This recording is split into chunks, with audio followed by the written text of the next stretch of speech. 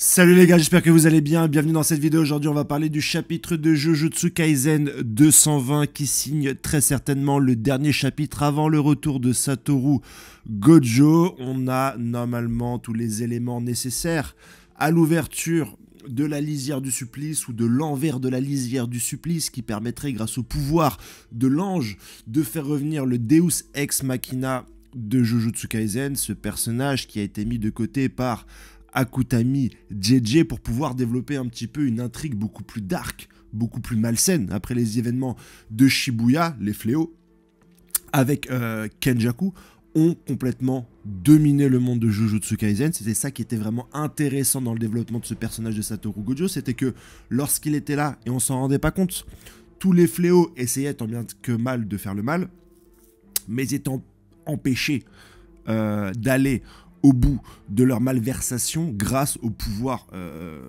quasi divin de Satoru Gojo qui était imbattable, on l'a squelé et suite à cela, il y a eu un tas de problèmes, notamment durant cette traque mortelle. Et là, on va peut-être avoir son retour.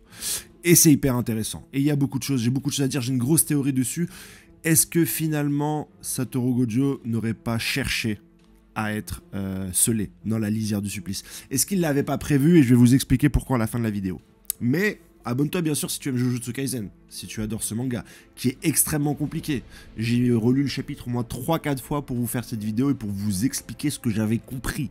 Je vais même pas vous expliquer le chapitre, je vais vous expliquer ce que j'en ai compris, pour te dire à quel point c'est interprétable. Il y a la traduction de Maise, n'hésite pas à me suivre sur Twitter si tu veux la voir directement, puis on aura la traduction dimanche qui est nécessaire pour comprendre ce qu'a voulu nous raconter l'auteur.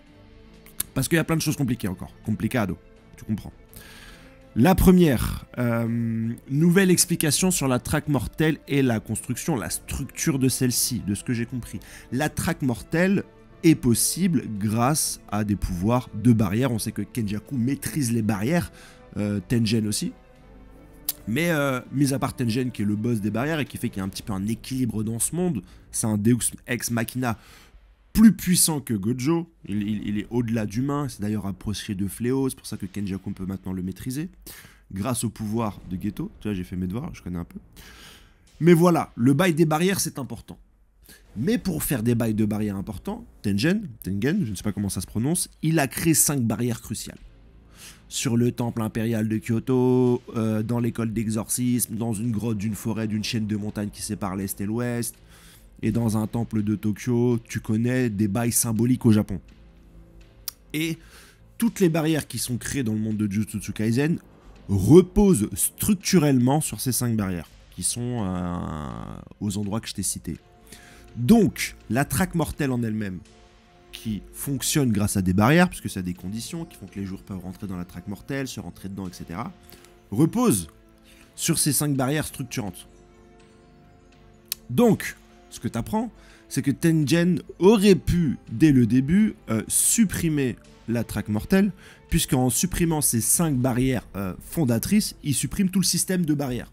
Autrement dit, celle qui sert à la traque, autrement dit, t'oses la traque. Mais, s'il fait ça, il va un petit peu empêcher les exorcistes de pouvoir faire des barrières, et dans le monde de Jujutsu Kaisen, il y a énormément de barrières qui font qu'en fait, les humains ne peuvent pas voir les fléaux. Et c'est hyper important, parce que si les humains voient les fléaux, ils vont encore plus flipper, et s'ils sont encore plus angoissés, ça va créer d'autres fléaux. En fait, le problème dans Jujutsu Kaisen, c'est que les Japonais sont traumatisés, que toute cette haine forme une énergie occulte qui se transforme en fléau, et plus tu vas traumater les Japonais, plus il va y avoir des fléaux. Et il y a trop de fléaux, frérot. Il y a beaucoup trop de fléaux, tu vois ce que je veux dire? Donc ces barrières sont nécessaires, comme ça les exercices, ils peuvent bosser en secrète. Voilà ce que j'ai compris de cette première partie.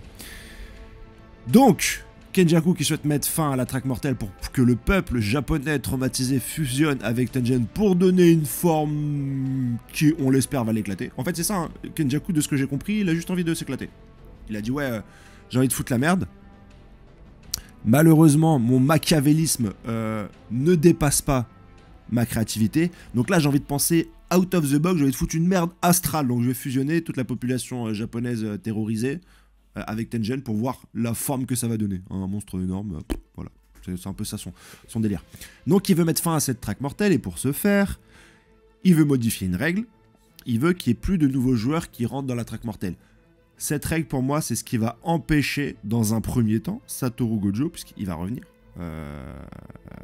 le boss, le beau gosse, le père fondateur, on est content. Mais il va pas pouvoir rentrer dans la traque mortelle parce que, grâce à cette règle numéro 7, donc il négocie avec Kogane, Kogane lui explique « Non, mais je peux pas mettre cette règle en place », et lui, il lui explique tout ce que je t'ai expliqué avant en lui disant « Si tu la mets pas en place, moi je l'enlève tout de suite, la traque mortelle. » En supprimant les barrières structurelles. Parce que les barrières de la traque ne sont qu'une barrière brahamique. Si tu sais pas ce que c'est qu'une barrière brahamique, mon gars, tu peux pas comprendre cette vidéo. Bah, bien entendu. J'ai souvent dit que Jujutsu Kaisen, je ne comprenais rien. Et il y a des gens sur Twitter, mais si, c'est toi qui comprends pas. Frérot, si tu sais ce qu'une barrière brahmique, explique-le moi en commentaire. C'est ce que j'ai envie de te dire. Toi qui trouves que Jujutsu Kaisen, c'est simple. Donc le Kogane, malgré lui, accepte cette nouvelle règle, qui est là pour ralentir Satoru Gojo, je pense, parce que même quand il va se réveiller, il va pas pouvoir entrer dans le combat directement. En fait, si Sukuna et Kenjaku restent dans une barrière, Satoru Gojo ne pourra pas rentrer tout de suite. Scénaristiquement, je pense que c'est comme ça, tous les personnages qu'on voit, la réunification de tous les personnages, vont pouvoir avoir leur combat avec Kenjaku et ou Sukuna. Et Gojo, il va être là, mais voilà, ça sera le final, le grand final, parce qu'on arrive sur la fin de Jujutsu Kaisen, bien entendu, bien évidemment. Mais au moins il sera là et il sait que voilà, il y a bagarre, il y a haja, il y a one-one. Tu vois ce que je veux dire? La seconde règle étant que la traque mortelle se finit. Si les seuls survivants sont Kenjaku et Sukuna lui-même, mettant un petit peu une condition à la fin de cet arc dont je n'ai rien compris, pour nous dire voilà, quelles sont les conditions qui feront que les gagnants gagnent et que les perdants perdent. On les a. De manière simple, mais on les a.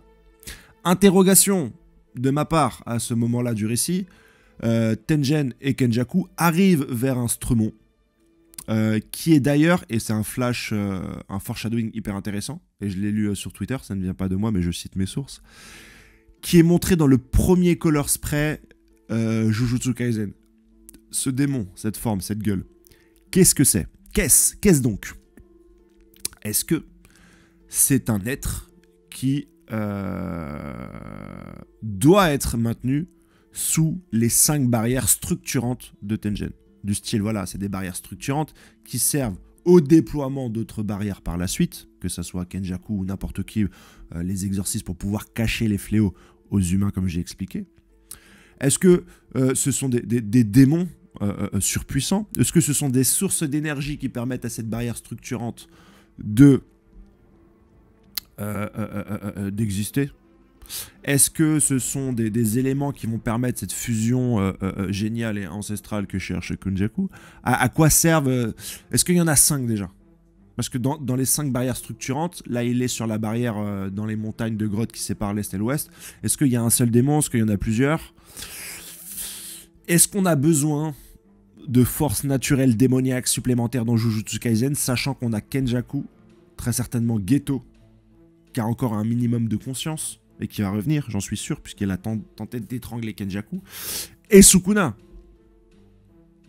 Est-ce que tu as besoin encore d'un démon en plus qui vienne avec les gens du passé, le flashback d'Eian qu'on n'aura pas? Est-ce que tu as besoin de ça? C'est ce que j'ai envie de te dire, c'est la question que je te pose, si tu veux un petit peu réfléchir à la suite de cette vidéo. Je ne crois pas. Je ne crois pas, JJ Akutami, donc calme-toi, tu as déjà assez d'antagonisme surpuissant. Aujourd'hui, il y a match contre Satoru Gojo, il y a match. Kenjaku, Sukuna contre Satoru Gojo, il y a méga match, surtout que Satoru Gojo, maintenant, il a la technique des 10 ombres. Il y a méga match, mec.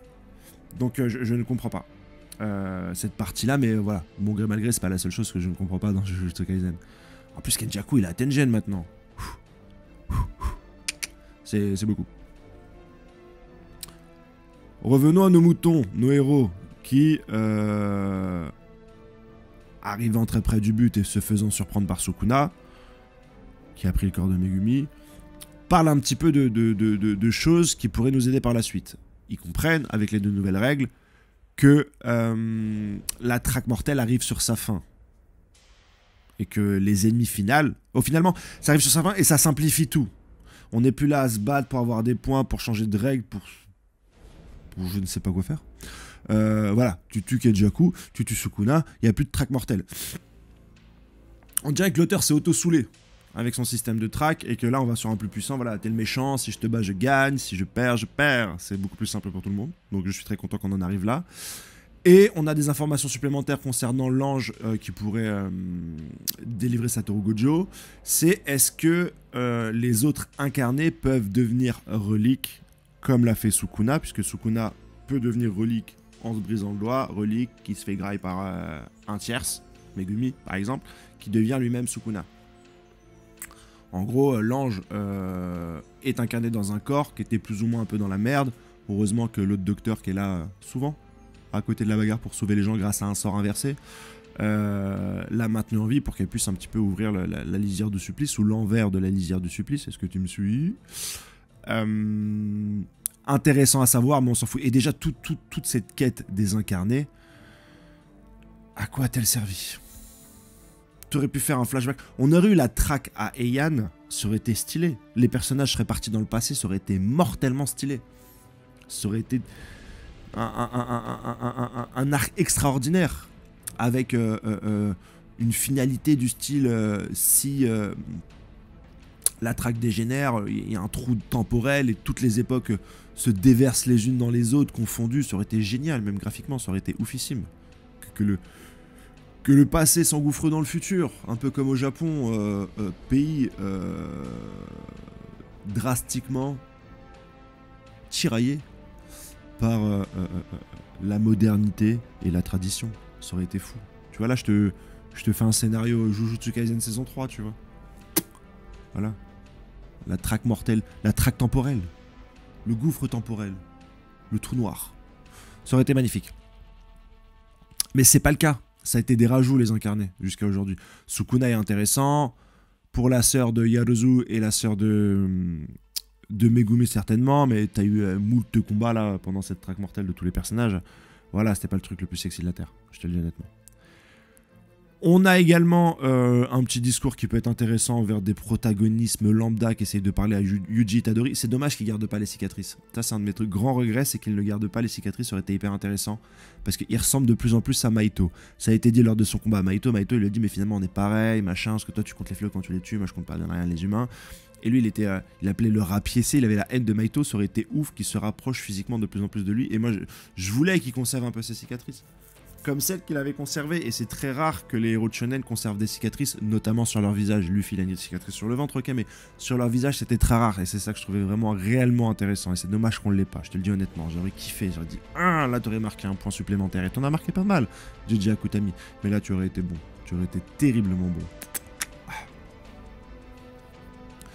Le personnage lambda lui explique que son talent, notamment, c'est de capter un peu les mots qui ferait plaisir aux gens plus puissants que lui, ce qui fait que ça devient le bouffon génial, et qu'il a pu aller dans les hautes sphères des combattants de cette traque mortelle, qui sont monsieur qui faisait l'hélicoptère avec ses vœux chez sa meuf qui faisait l'avion supersonique, deux personnages lambda au possible, mais qui lui dit, ouais Yuji, je t'ai vu, t'es trop courageux, Ce que t'apprends surtout, c'est que Yuji va pouvoir se battre, qu'il a été le réceptacle de Sukuna avec 15 wads depuis suffisamment de temps pour être imprégné un peu par la puissance démoniaque de Sukuna, et voilà, ça nous explique que Yuji garde sa puissance phénoménale, power-up sur power-up, à la Fairy Tail sans vraiment d'entraînement, mais il va garder cette puissance-là, et tant mieux au point où on en est, on veut pas un entraînement. Je te le dis honnêtement. Et voilà, c'est un manga qui a fait fi des entraînements, je respecte ça. Je respecte l'auteur pour cela. Et enfin, t'as une dernière partie du chapitre avec le rassemblement d'énormément de monde. T'as même l'adversaire de... Putain, comment il s'appelle? De lui. C'est un des combats que j'ai le moins compris, frérot. De tous les combats, sa mère. Alors lui, comment il s'appelle?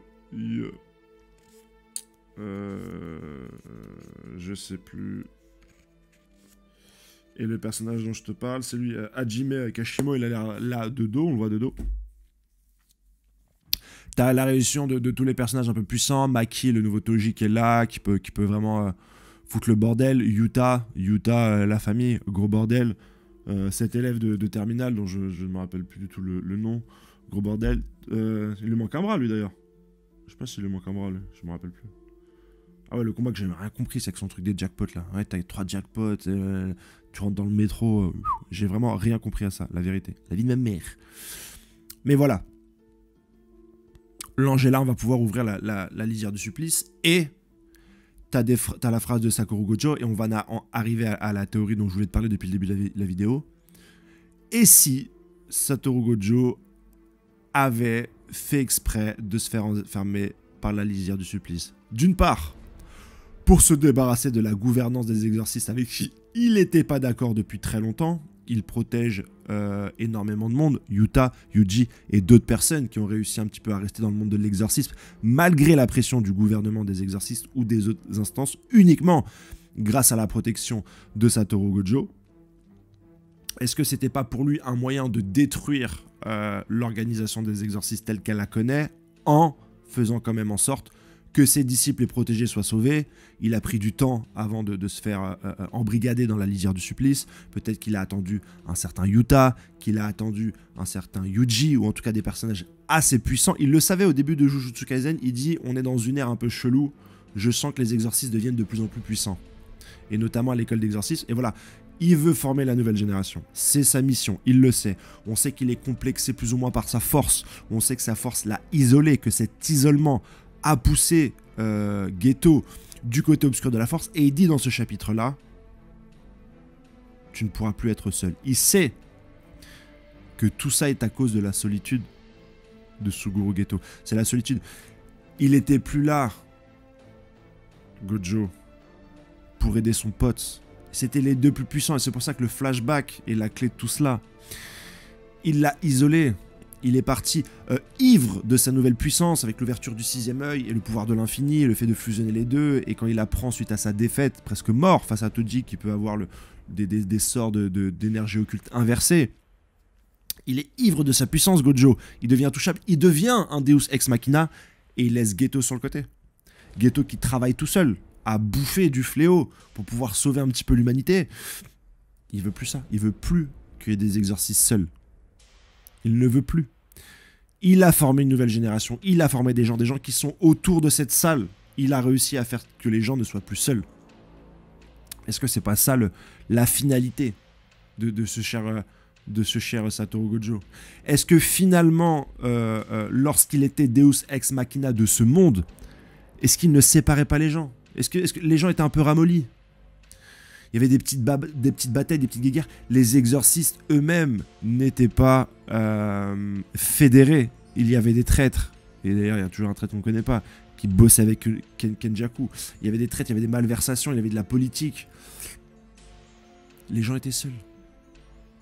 Et là, il s'est promis de ne plus jamais laisser une personne seule. Et depuis la traque mortelle, t'as plus aucun exorciste qui passe du côté obscur de la force. Ils se soudent tous. Yuta devient le pote à lui. Même lui devient pote avec Yuji, Megumi, etc. Ils ont un ennemi en commun. Surpuissant. Est-ce qu'il l'aurait pas fait exprès? Il a le 6e œil, le frérot. Il sait ce qui va se passer. Il sait très certainement que la finale, ça c'est entre lui et Suguna et le pouvoir des ombres. Il l'a dit à Megumi. Jadis, un de mes ancêtres, Gojo, avait le 6e œil plus le pouvoir de l'infini. Il s'est battu contre un daron Zenin, qui avait les 10 ombres. Match nul, c'est ce qui va aller chercher le match nul. Ils vont se tuer, Sukuna et ce cher Satoru Gojo. C'est ce qu'ils cherchent. Mais avant cela, il avait besoin de la naissance grandissante de la nouvelle génération. Voilà ce que je pense. N'hésite pas à me dire en commentaire ce que tu as pensé de cette vidéo. Mon jeune ami, à t'abonner si tu aimes Jujutsu Kaisen et mes analyses sur ce manga. Très content de le faire avec vous. Semaine prochaine, retour de Gojo. Ça va pas signifier tout de suite la fin de Jujutsu Kaisen parce que je pense que tout le monde va se battre avant. Énormément de morts, très certainement, dans ce cas. Il y a plein de monde, hein, je les ai pas notés, mais il y a plein de monde vivants qui font passer un bon week-end. Allez, ciao, bye bye.